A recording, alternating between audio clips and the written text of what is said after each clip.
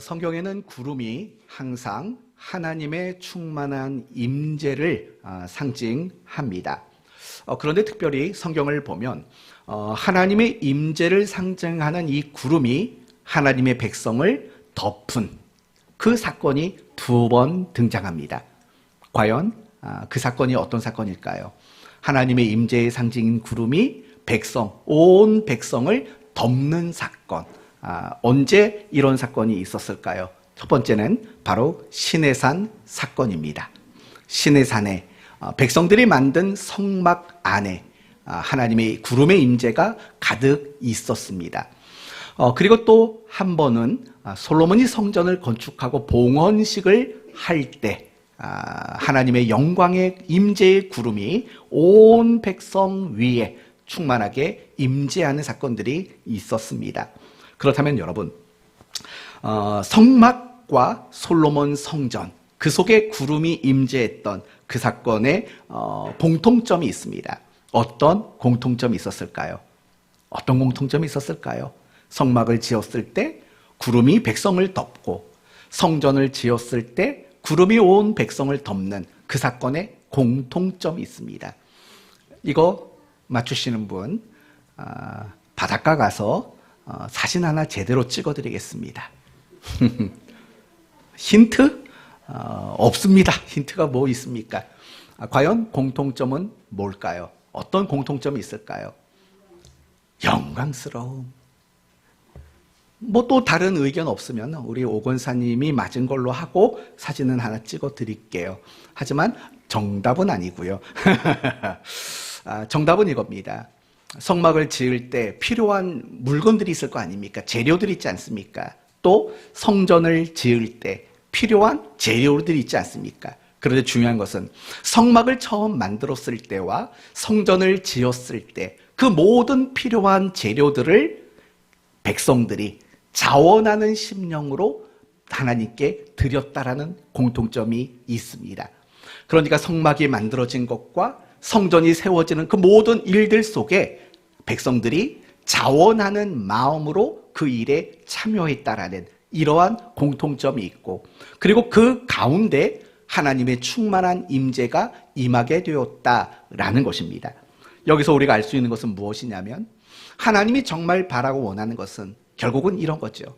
우리가 자원하는 마음을 하나님께 드리는 것, 그것을 하나님은 가장 기뻐하시는 것이다 라고 말하고 있습니다. 오늘 본문의 핵심이 바로 여기에 있습니다. 예수님이 고난을 받으시고 죽임을 당하신다고 이야기하셨습니다. 그런데 예수님의 고난과 예수님의 죽으심이 모두 어떤 일들이냐면 예수님이 자원함으로 받아들이신 일들이다. 이게 바로 오늘 본문이 우리에게 가르쳐주고자 하는 굉장히 중요한 메시지가 되는 겁니다.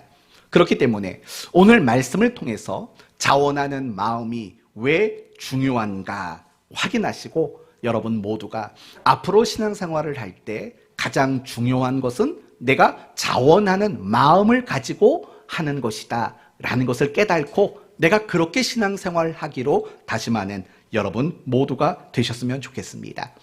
오늘 본문은 예수님이 3명의 제자들을 데리고 산에 올라가셨을 때 있었던 일들을 우리에게 소개하고 있습니다. 먼저 28절 말씀을 보십시다. 28절을 보시면 이 말씀을 하신 후 8일쯤 되어 라고 말합니다. 도대체 예수님이 무슨 말씀을 하셨다라는 겁니까? 이런 말이죠. 너희는 나를 누구라 하느냐? 그때 사람들은 뭐라고 말하죠? 세례 요한입니다. 엘리야입니다. 또는 어떤 선지자 중 하나가 살아서 온 겁니다. 라고 말합니다. 그때 제자들에게 다시 물으시죠. 너희는 나를 누구라 하느냐?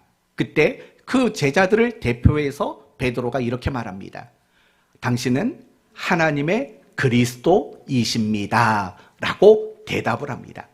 그러자 비로소 예수님은 제자들에게 무엇을 언급하셨냐면 나는 고난을 받을 거고 십자가에 못 박아 죽을 것이다 라는 고난과 죽음에 대한 앞으로 일어날 계획에 대한 이야기들을 제자들에게 내주게 됩니다.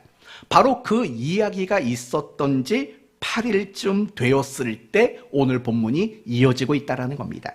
그럼 계속해서 보시면 예수님은 3명의 제자를 데려가셨습니다. 그 3명의 제자의 이름은 베드로, 야고보, 요한, 이 3사람을 예수님은 데리고 갔습니다. 그리고 예수님은 그 산에서 가장 먼저 뭘 하셨냐면 기도하셨다고 말합니다. 28절을 보면 베드로와 요한과 야고보를 데리고 기도하시러 산에 올라갔다고 말합니다. 우리는 이 본문을 변화산 사건이라고 우리는 알고 있습니다. 이 산은 어떤 산일까요? 무슨 산일까요? 정확히 이 산의 이름은 아무도 알 수 없습니다. 단지 그게 헬몬산이었을 것이다, 또는 다볼산이었을 것이다 라고 추측하고 있는 것뿐이지 그 산이 정확히 어떤 산인지 아무도 알 수는 없습니다. 그런데 29절을 보면 예수님에게 놀라운 일이 일어납니다. 어떤 일이 일어났냐면 용모가 변화되었습니다. 다시 말하면 예수님의 얼굴이 바뀌었다라는 겁니다. 마치 광채가 나는, 모세가 시내산에 올라갔다 내려왔을 때 백성들이 모세의 얼굴을 쳐다보기가 어려울 정도로 광채가 난 것처럼 예수님이 그런 광채가 나는, 용모가 변화되는 일들이 일어났습니다. 그런데 뿐만 아니라 예수님이 입고 있던 그 옷도 휘어지게 되었다고 말합니다. 다시 말하면 이런 거죠. 인성을 가지고 이 땅에 오신 그 예수님 안에 담겨 있었던 신성을, 하나님 되심을 드러내는 일들이 나타나게 되었다라는 겁니다. 그때 30절을 보면 구약의 인물 2사람이 등장합니다. 그들이 누굽니까? 모세와 엘리야, 이 2사람이 등장합니다. 그리고 예수님이 모세와 엘리야와 함께 어떤 한 가지 주제를 가지고 대화를 하셨다고 말합니다. 어떤 대화입니까? 31절을 보면 장차 예수께서 예루살렘에서 별세하실 것을 말할세. 그러니까 우리가 지난 시간에 살펴봤던 예수님이 고난을 당하시고 죽임을 당할 것이다 라는 그 이야기에 대한 내용들을 가지고 다시 한번 모세와 엘리야를 더불어 함께 예수님은 대화를 했다는 겁니다. 여기서 알 수 있는 것은 뭐냐면 오늘 본문은 지난 본문과 굉장히 밀접한 연관을 가지고 있다는 것을 우리는 눈치챌 수 있습니다. 첫 번째 눈치는 어디에서 챘습니까? 이 말씀을 하신 주 8일쯤 되었을 때라는 말을 가지고 연관성이 있다는 걸 알게 되고, 또 모세와 엘리야와 예수님이 대화했던 내용들이 예루살렘에서 자신이 죽을 거에 대한 이야기였다는 점에서 밀접한 연관이 되고 있다는 사실을 우리는 알 수 있습니다. 계속해서 32절 말씀을 보시면 베드로와 및 함께 있는 자들이 그 다음이 뭐죠? 깊이 졸다가. 좀 재미난 얘기 하나 하겠습니다. 전 이 구절을 묵상하다가 이런 생각이 들었습니다. 조는 것도 습관이다. 네, 조는 것도 습관이다. 피곤해서 조는 게 아니에요. 피곤해서 조는 게 아니고 습관인 거예요. 왜 그러냐면 나중에 예수님이 예루살렘이래요. 겟세마네 동산에 올라가서 제자들과 함께 기도할 때도 제자들은 역시 어떻게 됐습니까? 졸았다고 말해요. 이런 걸 보면은요, 제자들에게는 참 안 좋은 습관이 하나 있었던 거예요. 뭐냐면 기도만 했다 하면 조는 그런 습관을 가지고 있었던 거예요. 저는 여러분에게 이런 습관이 없기를 바랍니다. 기도만 하면 금방 2시간이 지나가요. 왜요? 졸았으니까. 금방 2시간이 지나가요. 그리고 잠깐 깨서 기도하고 마무리해놓고 나가서는 그렇게 말하죠. 내가 오늘 기도 2시간 했어. 그렇게 말하면 저는 하루에 6시간씩 기도한 적도 있어요. 기숙사 대학원 다닐 때 하루 일과를 마치고 잠들기 전에 기도하죠. 하나님, 그 아침에 눈을 뜨고 예수님의 이름으로 기도합니다. 6시간, 7시간 기도한 거 아니겠습니까?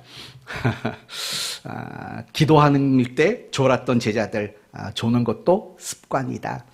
여러분에게 신앙에 이런 나쁜 습관들이 없었으면 좋겠습니다. 그들이 졸다 깼습니다. 그리고 깜짝 놀랐습니다. 먼저 놀란 이유는 변화된 예수님의 모습 때문에 놀랐습니다. 얼굴에 광채가 나고 그 옷이 빛이 나는 예수님 안에 담겨있던 그 신성의 모습들을 보며 깜짝 놀랐습니다. 그리고 또 하나 놀란 것은 베드로와 야고보와 요한이 누구를 알아봤다는 겁니까? 모세와 엘리야를 알아봤다라는 겁니다. 굉장히 흥미롭지 않습니까? 모세와 엘리야, 그들은 본 적이 없습니다. 볼 수도 없죠. 수백 년 전에 이미 죽었던 사람들인데 그들의 얼굴을 본 적이 없지요. 무슨 초상화가 있는 것도 아니고 사진이 남겨져 있는 것도 아니지 않습니까? 그런데 놀랍게도 딱 그들을 보면서 베드로와 이 제자들은 모세, 엘리야라는 것을 대번에 알아차렸다라는 겁니다. 가끔씩 우리는 이런 궁금증을 가집니다. 나중에 우리가 죽어서 천국 가면 과연 알아볼까? 우리 딸이 얼마 전에 그런 얘기를 했어요. 아빠, 우리가 나중에 죽어서 천국 가면 예수님이 누군지 알아볼 수 있을까? 라고 묻더라고요. 알아볼 수 있다라고 얘기를 해줬어요. 똑같은 거예요. 나중에 우리가 죽어서 천국 가서 모세 알아볼까요? 못 알아볼까요? 다 알아보는 거예요. 다 알아봐요. 혹시 이런 생각하시는 분 계세요? 지금 내 나이가 80이 넘어서 쭈글쭈글해졌는데 천국 가도 내가 이렇게 쭈글쭈글한 모습으로 있을까라고 생각이 드는 분 계십니까? 그렇지 않을 거예요. 가장 아름다운 모습으로 계실 거예요. 그러니까 너무 걱정하지 마세요. 너무 걱정하지 마세요. 쭈글쭈글하지 않아요. 그러면 어떻게 알아봐요? 다 알아봐요. 네, 다 알아봐요. 천국에 가면은요, 분명히 여러분 지금 내가 가지고 있는 이 모습, 제가 얼마 전에 거울을 봤는데 여기 팔자 주름이 너무 많은 거, 깊어진 거예요. 그래서 손을 딱 잡아가지고 당겼더니 와, 30대의 모습이 나오는 거예요. 나중에 여러분 집에 가서 정말 해봐요. 거울 앞에서요, 요 팔자 쏙 들어갔잖아요. 제가 특히 여기가 많이 들어갔거든요. 왜냐하면 코가 오똑하니까. 요거를 잡아서 딱 당겼더니 정말 30대 얼굴이 나오더라고요. 그럼 50대요? 네. 알겠어요. 아무튼 한번 테이프라도 붙여서 한번 늘려놔 보세요. 아니, 무슨 얘기 하다가 여기까지 왔죠? 아무튼 우리가 나중에 죽어서 천국 가면은요, 못 알아보질 않아요. 내가 만난 적이 없는 사람도 그가 누구인지 분명히 알게 되는 새로운 그런 지식들이 분명히 우리에게 생겨날 거라고 생각이 듭니다. 가장 아름다운 모습. 그러나 우리가 충분히 알아볼 수 있는 모습. 사실은 예수님의 부활된 모습과 비슷한 거예요. 예수님이 분명히 부활했고 부활한 그를 여인들이 만났다고요. 근데 그 여인들이 예수님을 처음에 못 알아봤어요. 그렇잖아요. 못 알아봤어요. 잠깐. 그렇지만 결국 알아보게 되는 거죠. 우리가 죽어서 천국 가면 그런 식인 거예요. 그러니까 너무 걱정하지 마시고 마음 편하게 가세요. 잠깐만요. 마음 편하게 가세요. 네, 아무튼 그렇게 하시면 됩니다. 베드로가 너무 당황스러웠어요. 그래서 이렇게 예수님께 말합니다. 여기다가 우리 집 세 채 지읍시다. 예수님 거 하나, 모세 거 하나, 엘리야 거 하나. 그리고 우리 여기 삽시다. 예수님에게 그렇게 이야기를 합니다. 그런데 갑자기 그때 구름이 그 산을 덮습니다. 그리고 그 구름 속에서 이런 소리가 들려옵니다. 이는 나의 아들 곧 택함을 받은 자니 너희는 그의 말을 들으라 하고. 여러분, 여기서 말하는 너희는 누구일까요? 제자들 3명, 또 모세와 엘리야까지 포함되어 있는 겁니다. 그 소리가 끝난 후 모세와 엘리야는 사라지고 오직 예수님만 남게 되었다. 이게 바로 오늘 본문의 내용입니다.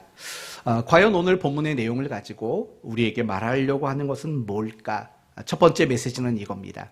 예수님은 절대 권위를 가지신 분이시다. 예수님은 절대자이시다. 라는 것을 우리에게 말하는 거죠.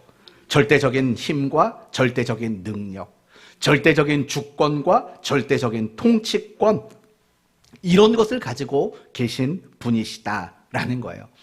사실은 절대권자다라고 말하면 복잡하고 어렵게 느껴져요. 쉽게 말하면 예수님은 전지전능하신 하나님이시다라는 것을 보여준 사건, 그게 바로 변화산 사건이라는 겁니다. 이제 이 부분을 설명할게요. 예수님이 전지전능하신 하나님이시다라는 것을 여러분에게 설명해 드리도록 하겠습니다. 오늘 본문을 보면 구약에 두 명의 인물이 등장합니다. 하나는 모세고 하나는 엘리야입니다. 여러분, 모세는 누굽니까? 이스라엘을 애굽에서 구원해낸 사람이고 시내산에서 이스라엘 백성들에게 율법을 전달한 사람이 바로 모세입니다. 그래서 모세는 율법의 대표자입니다. 왜냐하면 율법을 친히 받아서 백성들에게 전달했기 때문에 모세는 율법의 대표자로 우리는 여깁니다. 그러면 엘리야는 누굽니까? 모든 선지자들을 대표하는 사람이 바로 엘리야입니다. 왜냐하면 엘리야는 그 많은 선지자들 중에서 가장 많은 능력을 행했고 가장 강력한 메시지를 전했던 인물이 바로 엘리야이기 때문에 그렇습니다. 이처럼 율법을 대표하는 모세와 선지자들을 대표하는 엘리야가 등장하게 됩니다. 그런데 이 두 사람에게는 몇 가지 공통점이 있습니다. 모세와 엘리야의 공통점. 그 공통점이 과연 무엇이겠습니까? 첫 번째는 유대인들에게 굉장한 존경을 받는 구약의 인물이다라는 공통점이 있습니다. 유대인들은 모세를 대단히 존귀한 자로 여깁니다. 그리고 엘리야 역시 대단히 훌륭한 사람으로 그들은 인정합니다. 그게 첫 번째 공통점입니다. 그리고 두 번째 공통점은 이 두 사람의 죽음이 특이하다라는 점이 공통점입니다. 여러분, 모세의 죽음을 알고 계십니까? 신명기 34장 말씀을 보시면 모세의 죽음에 대해서 이런 기록이 나옵니다. 모압 땅에 있는 골짜기에 장사되었고 오늘까지 그가 묻힌 곳을 아는 자가 없느니라. 모세는 이스라엘의 위대한 지도자였습니다. 그러나 그 누구도 모세가 죽는 장면을 목격한 사람이 없어요. 뿐만 아니라 모세가 어디에 묻혔는지도 아는 사람이 아무도 없어요. 그래서 유다서 말씀을 가보면 천사와 사탄이 모세의 시신을 가지고 서로 변론했다라는 이야기도 등장할 정도로 모세의 죽음은 굉장히 특이한 죽음으로 성경은 이야기합니다. 뿐만 아니라 엘리야 역시도 죽음과 관련해서는 대단히 특이한 점이 있습니다. 어떤 점일까요? 엘리야는 죽음을 맛보지 않았다라는 죽음과 관련된 특이한 점을 가지고 있습니다. 그러나 이 모세와 엘리야에게 있는 공통점 세 번째가 가장 중요합니다. 그들은 하나님을 만나는 체험을 한 사람들이라는 겁니다. 하나님을 만나는 체험을 했다라는 거예요. 먼저 모세의 경우에는 하나님을 크게 두 번 직접 만나는 체험을 했습니다. 첫 번째는 출애굽기 3장 1절 말씀을 보시면 호렙산에서 가시떨기 앞에서 하나님을 만나게 됩니다. 어디서요? 호렙산에서. 그리고 모세가 하나님을 직접 대면한 두 번째 체험은 어디냐면 출애굽기 19장에 나오는 시내산 사건입니다. 시내산에서 모세는 하나님을 직접 만나게 되는 체험을 하게 됩니다. 그러면 호렙산과 시내산은 어디일까요?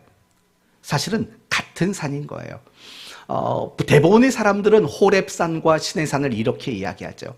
하나의 긴 산맥 가운데 우뚝 솟은 두 개의 봉우리, 가장 높은 봉우리가 시내산이고 봉우리가 좀 낮게 있는 것이 호렙산이다. 그런데 이 시내산과 호렙산은 거의 같은 지명으로 이해해도 충분한 것이다. 여러분이 그렇게 이해를 하시면 될 것 같아요. 중요한 것은 모세가 그 호렙산 또는 시내산으로 불리우는 그곳에서 하나님을 직접 만나는 체험을 했다라는 겁니다.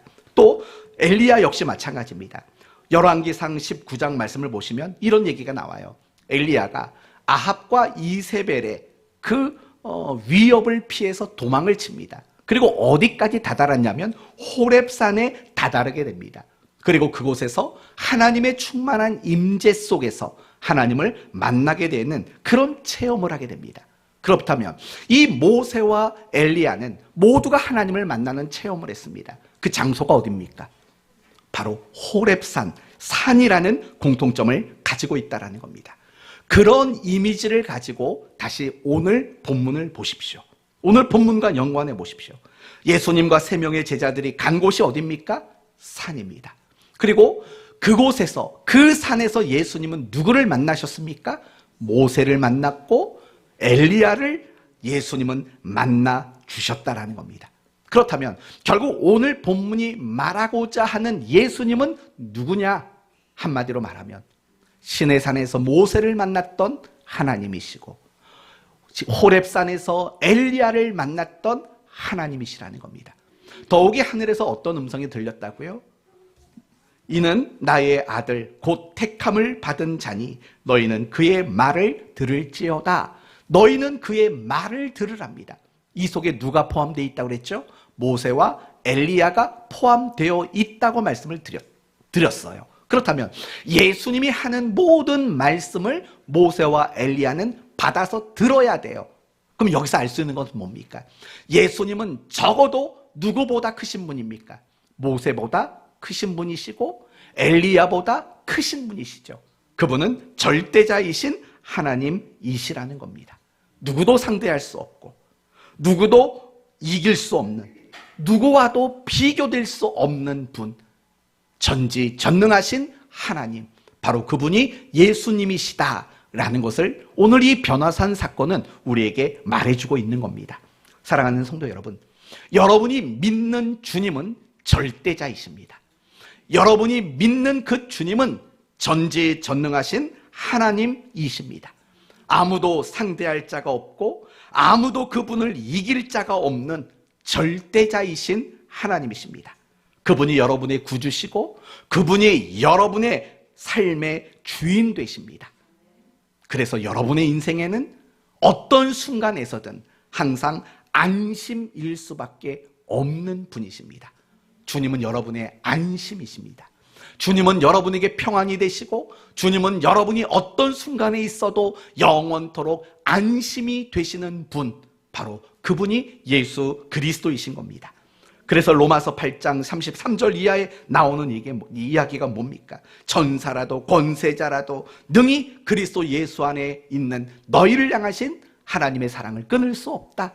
아무도 안심 안에 있는 여러분을 해할 자가 없다고 말하고 있는 겁니다. 이 말씀이 여러분에게 위로가 되고 힘이 됐으면 좋겠습니다. 여러분이 믿는 그분은 절대자이십니다. 안심을 주실 수 있는 유일한 분, 그분에게서 누구도 안심을 허물 수 있는 자가 없는 전지전능하신 하나님이시라는 분을 잊지 않는 여러분 되시기를 바랍니다. 이제 오늘 본문은 여기서부터 출발하게 됩니다.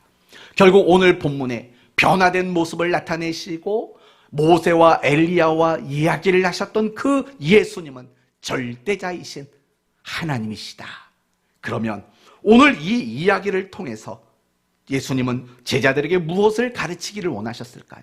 또 누가복음을 기록한 누가 사도는 이 이야기를 통해서 우리에게 무엇을 말하려고 하고 있는 걸까요?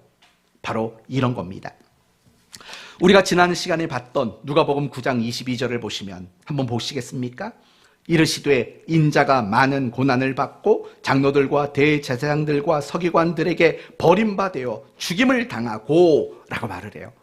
예수님이 제자들에게 하셨던 이야기지 않습니까? 중요한 것은 무엇이냐면 바로 그 고난을 당하고 죽임을 받는 것은 예수님이 힘이 없어서 당하는 일이 아니라는 거예요. 예수님이 고난을 당하고 죽임을 당하는 것은 예수님이 뭔가를 실패했기 때문에 그 일을 당하는 게 아니라는 거예요. 또는 예수님이 고난을 당하고 예수님이 죽임을 당하는 그것이 누군가의 무력 앞에 무너졌기 때문이 아니라는 거예요. 왜요? 예수님은 누구시니까? 절대자이시니까. 예수님은 전지전능하신 하나님이시니까. 누구의 강압에도 그분은 무너지지 않는 분, 그분은 힘이 부족함이 없는 분, 그분은 무엇이든 실패하지 않는 분이시니까 결국 예수님이 말씀하신 고난을 당하고 십자가에 죽으시겠다라는 이 모든 일들은 누군가에 의해 어쩔 수 없이 겪게 되는 일이 아니라고 말하는 게 핵심인 겁니다. 그렇다면 예수님은 고난을 왜 당하십니까? 절대자이신 그분이, 전지에 전능하신 그 하나님이 왜 죽음을 받아들이십니까? 누군가에 의해 억지로 마지못해 그런 일들을 당하는 것이 아니라 자기 자신이 스스로 자원한 일이다 라고 설명하는 게 바로 오늘 본문의 내용이라는 겁니다. 어쩌면 제자들은 예수님의 그 말을 듣습니다. 난 고난을 당할 거야, 난 죽을 거야, 이 이야기를 들었을 때 제자들은 그 예수님을 오해할 수 있었을 겁니다. 예수님이 힘이 부족해졌나? 예수님이 뭔가 실패하고 있나? 라고 오해할지 모릅니다. 그런 오해를 가지고 있는 제자들을 데리고 산에 올라간 거죠. 그리고 예수님이 가지고 있는 진정한 모습이 무엇인가를 보여주는 거죠. 그리고 그 모습을 본 제자들은 분명히 깨달았을 겁니다.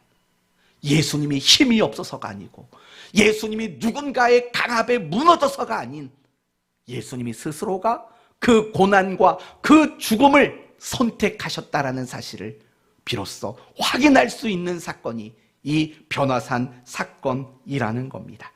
이 부분을 여러분에게 조금 더 설명을 드립니다. 가장 중요한 핵심은 이겁니다. 예수님이 고난을 당하고 예수님이 죽임을 당하는 그것은 강압에 의해서 어쩔 수 없이 선택된 일이 아니라 절대자이신 그분이 스스로 자원함으로 선택한 일이라는 점이 핵심이라고 했습니다. 이제 이 부분을 조금 더 몇 가지 각도로 여러분에게 설명을 드리려고 합니다. 먼저 마태복음 20장 말씀을 보시면 여러분이 잘 아는 내용이 나옵니다. 이렇게 말합니다. 인자가 온 것은 섬김을 받으려 함이 아니라 도리어 섬기려 하고 자기 목숨을 많은 사람을 위한 대속물로 주려 함이라. 그러니까 인자가 온 것은, 예수님이 이 땅에 인간의 몸을 가지고 온 것은 뭐라고요? 섬기고 많은 사람을 위한 대속물로 주기 위함이다 라고 이야기를 하는 겁니다. 여러분, 우리가 성경을 읽을 때 놓치지 말아야 될 것이 있어요. 뭐냐면 그 문장의 시제가 뭐냐, 과거형이냐 현재형이냐 미래형이냐, 이 시제를 봐야 돼요. 그리고 또 하나는 그 문장의 형태가 뭐냐, 수동태냐 능동태냐, 우리는 이런 것도 감안해서 볼 여유가 있어야 돼요. 그런데 제가 왜 이런 말을 하냐면, 예수님이 말씀하셨어요. 인자가 온 것은 이라는 이 말의 문장 형태가 뭐냐, 바로 능동태라는 거예요. 여러분, 능동태가 뭐죠? 능동태? 어떤 일을 결정하고 선택하는 그 일들이 누구에 의한 겁니까? 내 자신, 내 스스로에 의한 게 능동태인 거예요. 반드시 또 반대로 수동태는 뭐겠어요? 수동태, 뭔가를 내가 결정하고 선택하는 것이 나에 의한 것이 아니라 다른 사람에 의한 거죠. 예를 들면 자동차를 생각해 보십시오. 옛날에는 자동차가 다 수동기어였어요. 수동기어. 아세요? 면허가 있으세요? 수동기어라고요. 그건 뭐냐면 운전자가 기어를 조작을 해야지만 작동을 하는 원리라는 거예요. 그런데 요즘에는 이 수동기어가 거의 없고 다 자동기어예요. 뭐냐면 1단, 2단, 3단, 4단, 5단, 6단 이렇게 기어를 변속해 주는 게 그 자동차 안에 있는 CPU가, 컴퓨터가 그걸 알아서 제어를 해주는 거예요. 그게 능동이고, 내가 직접 기어를 1단을 넣고 2단을 넣고 내가 스스로 바꾸는 것이 수동이에요. 바로 그런 거죠. 예수님이 말씀하셨어요. 인자가 온 것은 이라는 이 말이 바로 능동태라는 거예요. 자신이 인간의 몸으로 이 땅에 오시는 거, 자기를 낮추고 자기가 비하하고 자기가 섬기는 자리에 내려가고 결국은 대속물이 되어 죽는 거, 이 모든 선택이 누구에 의한 것이냐면 바로 자기 자신이 자원에서 내리신 선택이다. 바로 그렇게 이야기를 한다고요. 그리고 오늘 본문 앞부분에 나왔던 누가복음 9장 22절에 인자가 많은 고난을 받고 라고 말할 때 인자가 고난을 받는다라는 이 단어도 역시 능동태라고요. 고난을 받는 것은 누군가에 의해서 받아지는 게 아니라 그 고난을 받기로 결심하고 작정한 게 다 누구냐? 예수님 스스로가 자원에서 내린 결정이라는 거예요.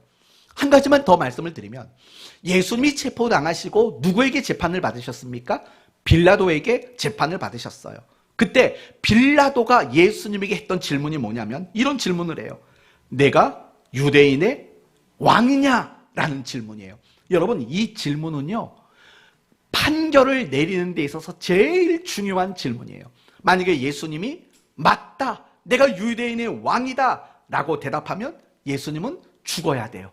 그렇죠? 그런데 예수님이 그 질문 앞에 아니다, 난 유대인의 왕이 아니다 라고 말하셨다면 예수님은 풀려났을 거예요. 적어도 십자가에서 사형을 당하는 일들은 일어나지 않았을 거라고요. 그렇다면 예수님의 대답은 뭘까요? 맞달까요? 아니달까요? 맞다. 네 말이 옳도다. 예수님은 이렇게 대답을 했다고요. 그 말 역시도 능동태라는 거예요. 그 대답을 하는 것도 누군가의 힘에 의해서 어떤 권력의 기운에 눌려서 말한 게 아니라 예수님이 스스로 자원해서 그렇게 대답을 했다라는 거예요. 그러면 결론을 지으면 이런 얘기가 되죠. 예수님이 이 땅에 인자로 오셔서 섬기시는 일들 스스로가 한 거예요. 자원해서 한 거예요. 예수님이 고난을 당하고 죽임을 당하는 그 일, 작정과 계획도 예수님이 자원해서 한 일인 거예요. 예수님이 빌라도의 재판을 받으면서 죽음을 받아들이는 것도 능동태, 예수님 스스로가 자원해서 내린 결정들이라는 거예요. 바로 오늘 본문이 그거예요. 예수님의 신성을 드러내 보이시는 이유, 그것은 이미 앞서 말한 고난과 죽음의 그 주체는 세상의 권력이 아니라는 거예요.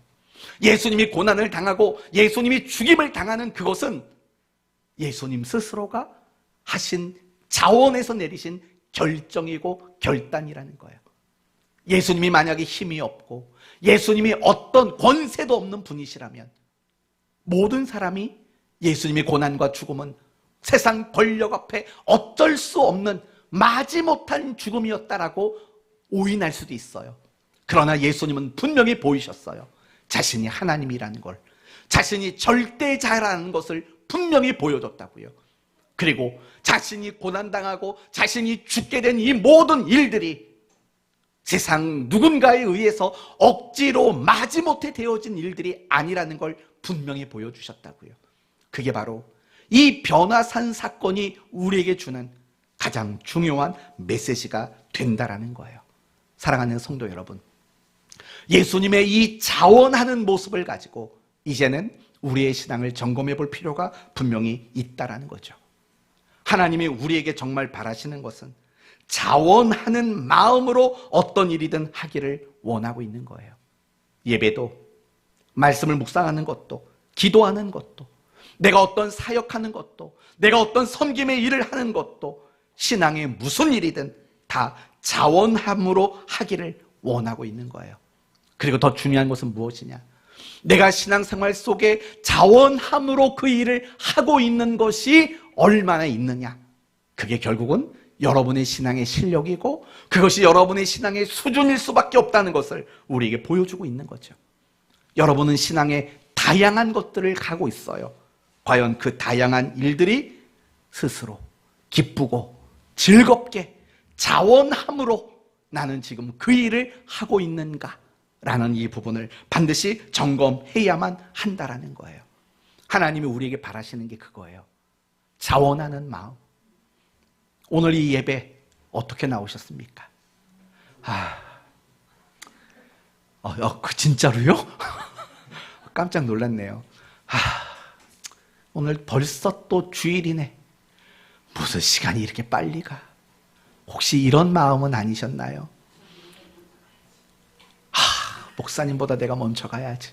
자원하는 마음이죠? 한번 해보겠다는 건 아니잖아요. 그죠? 그래요.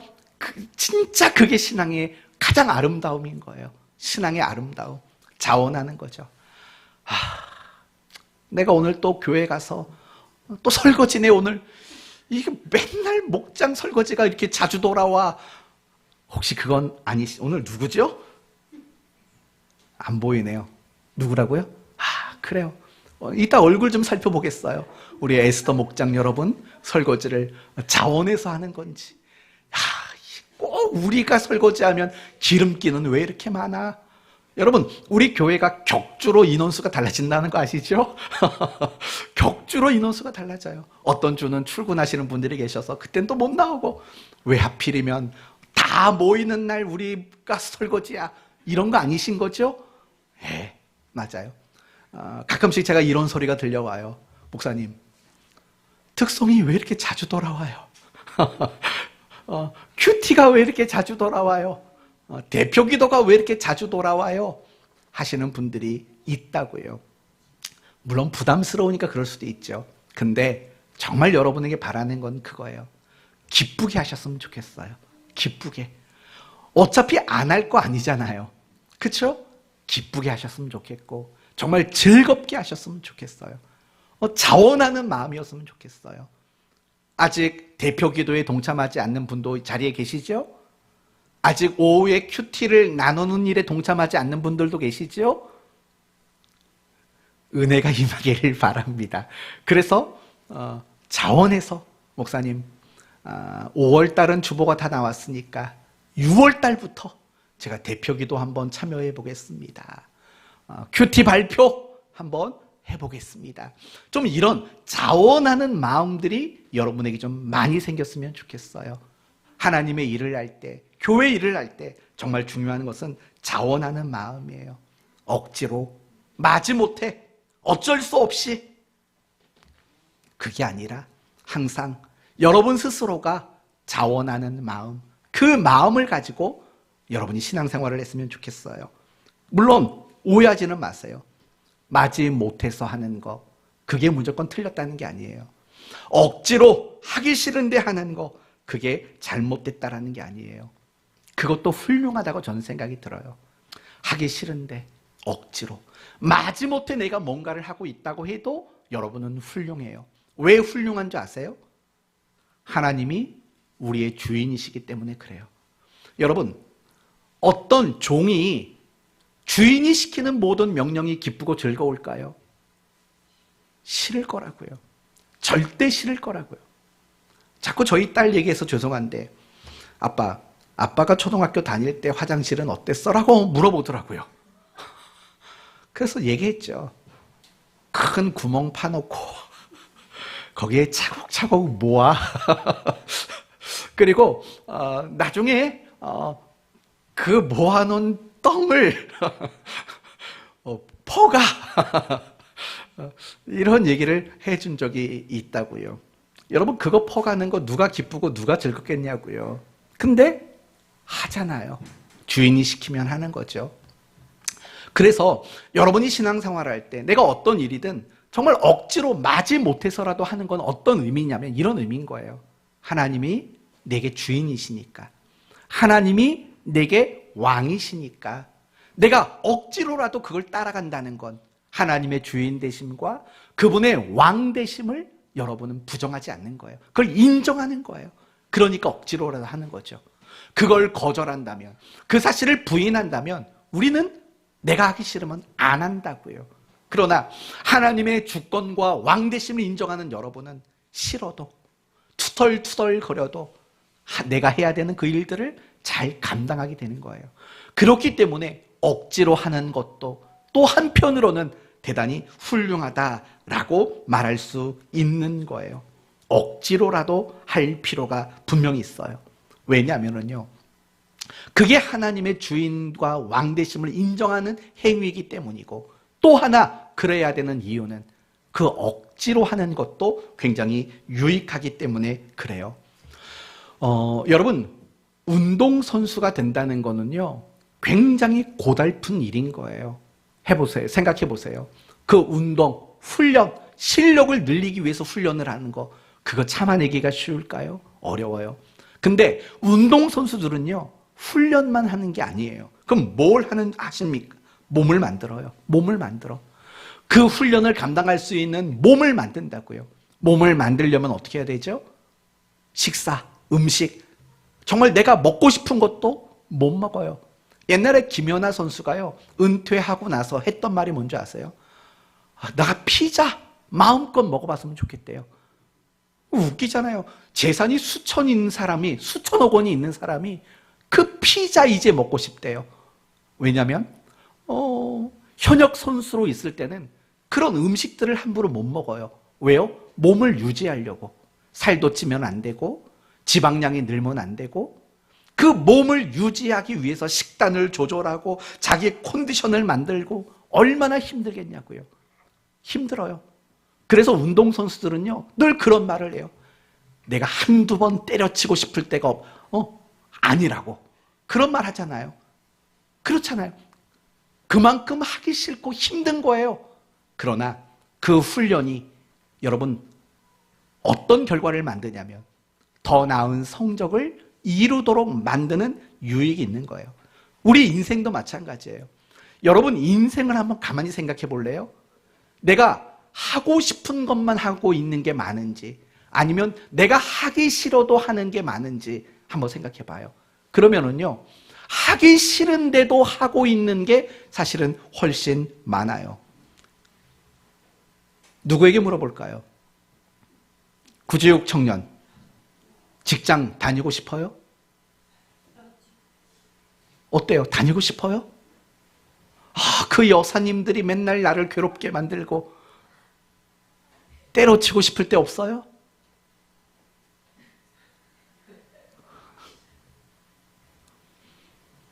또 누구에게 물어볼까요?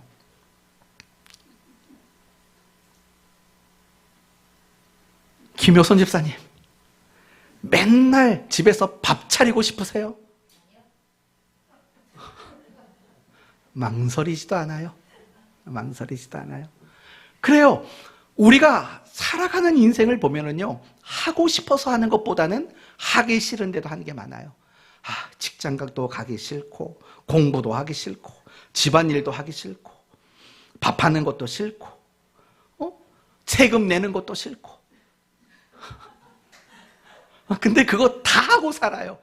그러면 여러분, 내가 하기 싫은 거 해서 유익이 없을까요? 왜 없어요? 직장 다니니까 매달 꼬박꼬박 뭐가 입금이 돼요? 월급이 들어오잖아요. 지욱이 직장 다니기 진짜 싫어해요. 근데 꼬박꼬박 월급이 들어와요. 유익이 있는 거죠. 맨날 밥 차리고 집안일 해요.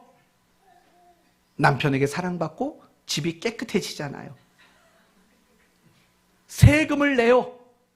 나중에 내가 직장을 잃으면 내가 직장 다니면서 냈던 그 세금에서 내가 매달마다 직장을 잃어버린 것에 대한 실직 휴당을 또 받잖아요. 사실은 우리가 하기 싫은 일을 하더라도 어떤 큰 유익들이 분명히 있어요. 막 때려치고 싶은 것들이 많아도 유익이 있다고요. 신앙생활은 안 그럴까요? 마찬가지예요. 이런 말하면 너무 멋쩍은 얘기지만 여러분도 신앙생활 하다가 가끔씩 이런 마음 들 때가 있지 않나요? 전 있어요. 때려치고 싶은 마음. 진짜 없다고요? 내가 왜 이런 역할을 맡았을까? 때려치고 싶은 마음 든 적이 없으세요? 그러면 신기한 분이세요. 정말 저는 신기해요. 왜냐하면 목사인 저도 그만두고 싶다 라고 하는 생각이 들 때가 있어요. 1년에 한 번씩은. 작년에도 연말쯤에 한 번 있었고, 올해는 몇 월 달에 올지는 모르겠어요. 사람이 솔직해야죠. 그러나 때로는 억지로라도 하는 거죠. 여러분, 저는 항상 설교하고 싶을까요? 옛날에 코로나 걸렸을 때, 오늘 자꾸 왜 딸 얘기만 하는지 몰라요. 저희 딸이 무슨 말하다가 자기만 좀 이렇게 불리해지면 하는 말이 뭐냐면, 아빠는 코로나 걸렸잖아. 맨날 그 얘기로 저를 압박을 해요. 아니 그게 뭔데, 무슨 상관인데, 아빠는 조심성이 없잖아. 아무튼 맨날 그렇게 해요. 제가 코로나 때 설교를 한 주 못했지 않습니까? 너무 하고 싶은 거예요. 그 한 주 안 했는데 설교가 하고 싶어요. 근데 어떨 때는요, 여러 가지로 막 골머리가 아플 때는요, 이번 주 설교는 안 했으면 좋겠다.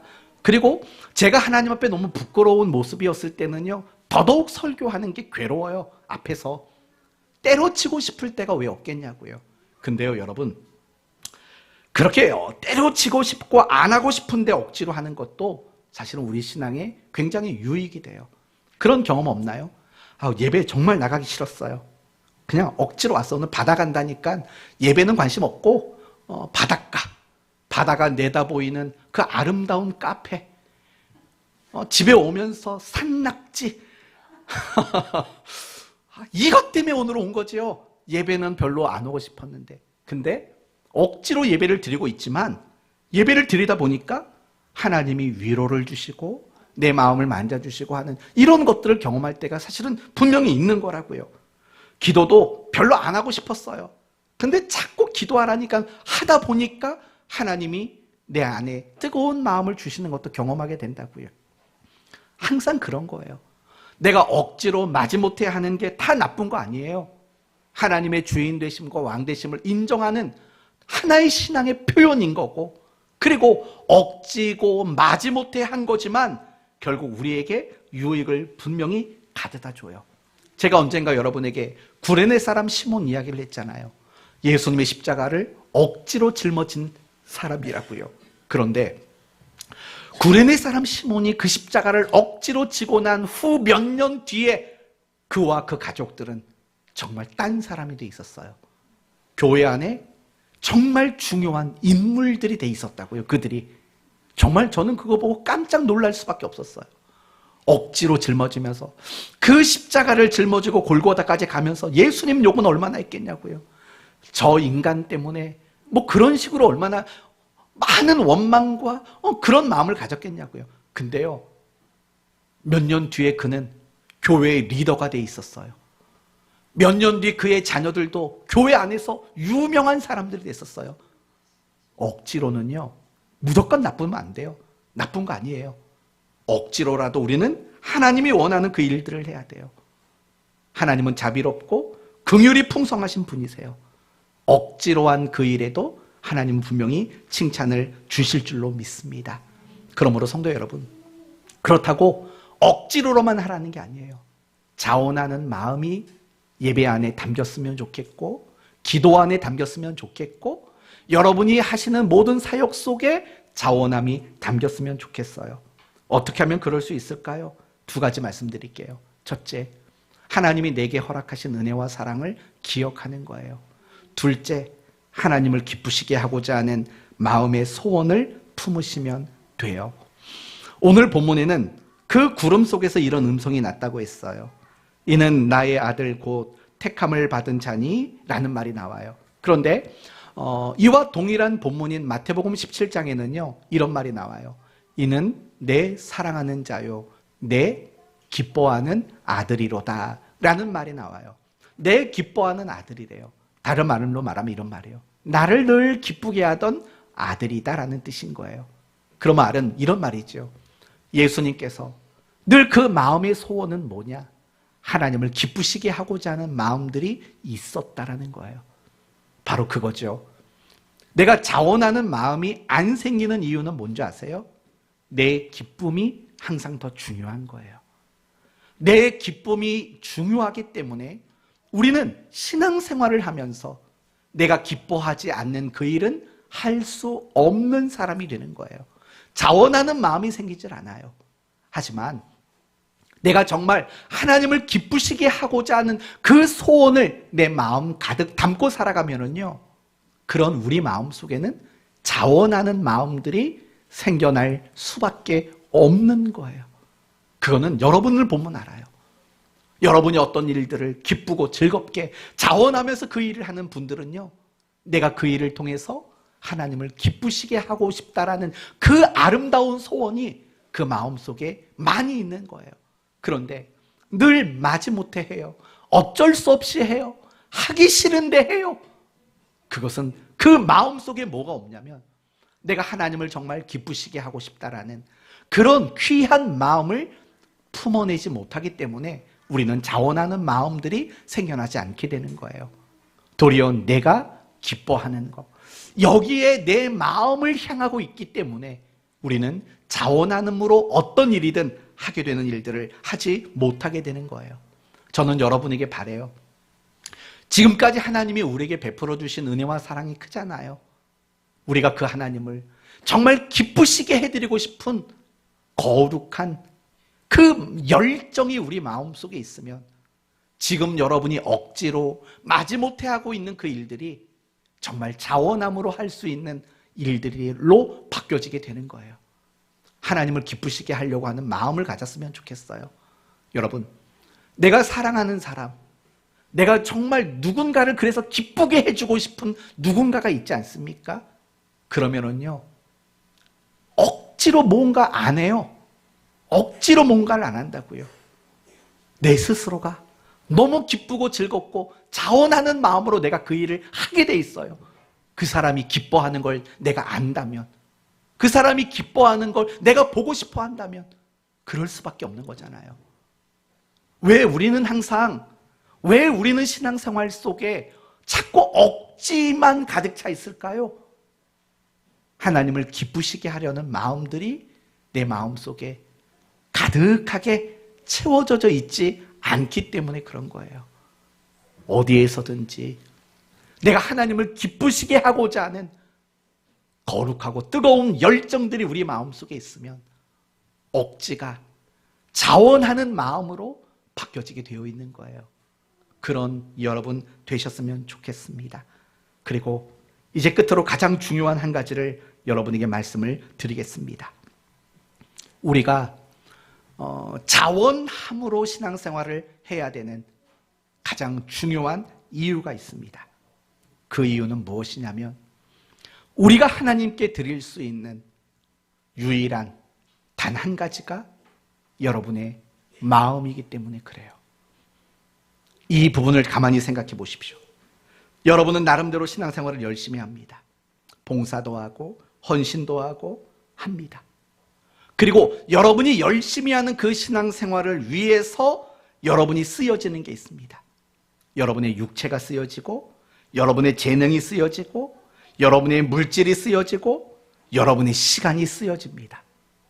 그러나 여러분이 하나님께 예배하고 헌신하고 사역하며 쓰여지는 그 많은 것들 중에서 내 거라고 생각되는 게 있습니까?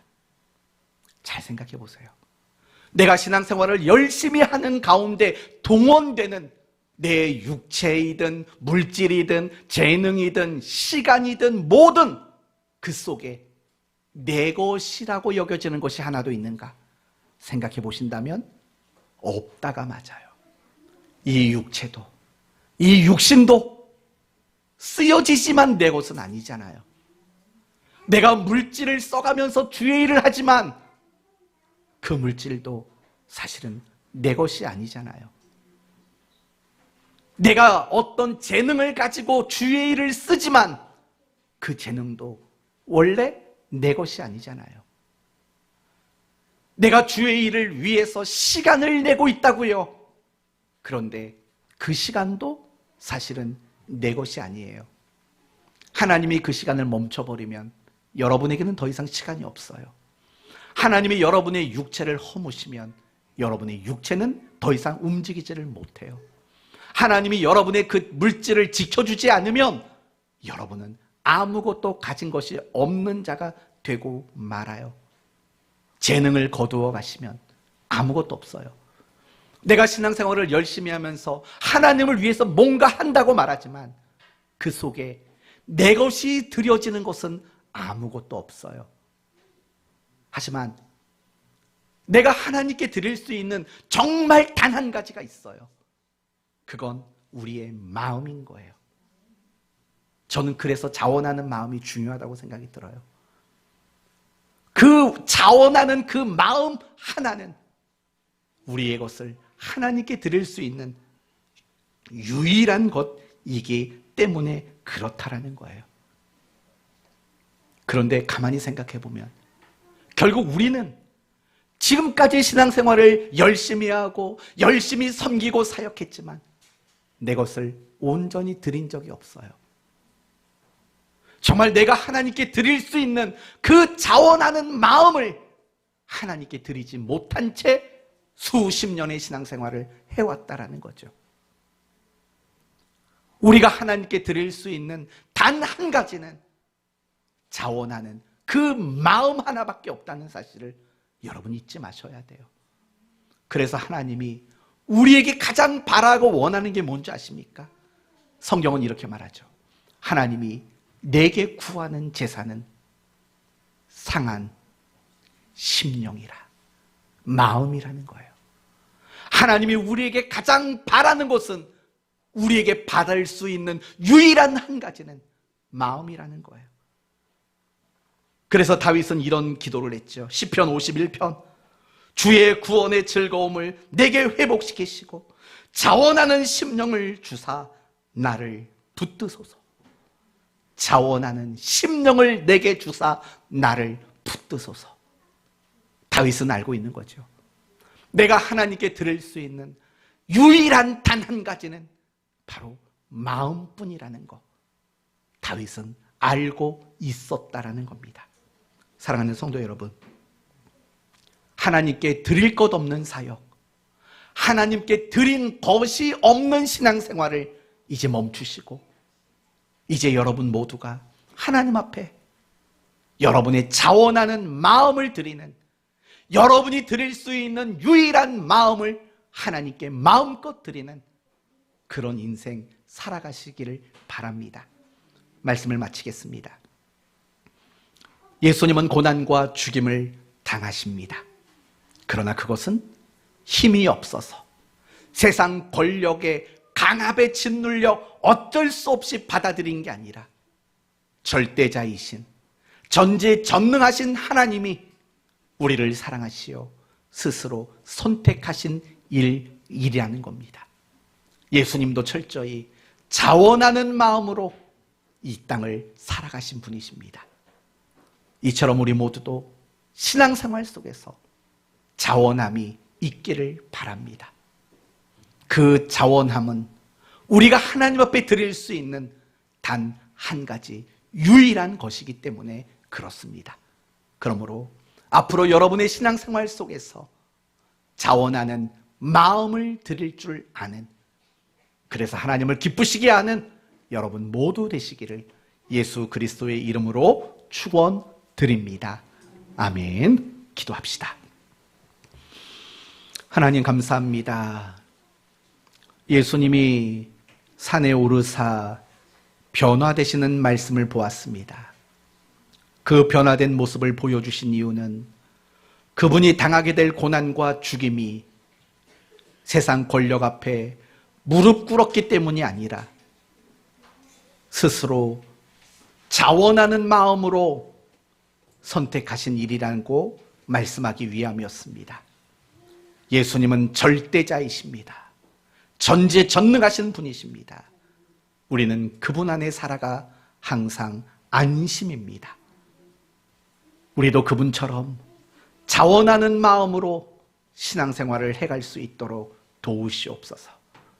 교회 안에 맡겨진 사역들, 예배와 묵상과 기도와 경건 프로그램들, 전도하는 것들 모두가 자원하는 마음으로 되게 하여 주옵소서. 왜냐하면 우리가 하나님께 드릴 수 있는 단 한 가지가 오로지 마음뿐이기 때문입니다. 그 마음을 날마다 하나님께 드리는, 그래서 하나님을 기쁘시게 하는 우리 성도들 모두가 되게 하여 주옵소서. 예수님의 이름으로 축복하며 기도하옵나이다. 아멘.